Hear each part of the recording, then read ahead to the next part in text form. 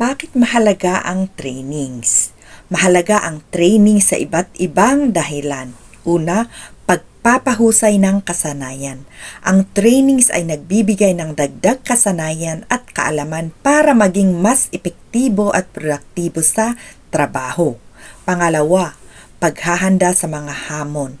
Sa pamamagitan ng trainings, pinaghahandaan ang mga posibleng hamon at pagbabago lalo at nag-i-innovate tayo para mabilis maka-adapt sa teknolohiya. Pangatlo, pagpapalakas ng moral. Dapat nakikilahok sa mga trainings or aktibidad para mas makaramdam ng pagpapahalaga ng trabaho. Ito ay magiging dahilan upang tumaas ang moral at dedikasyon sa company. Pang-apat, pagsusulong ng karera. Panglima, pagpapabuti ng pagganap ng kumpanya. Ang isang kumpanya ay naglalaan ng oras at resources para mas mapaganda ang resulta ng isang kumpanya.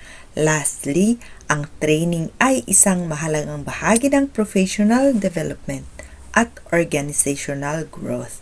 Sabi sa kasabihan, mas lamang ang laging handa.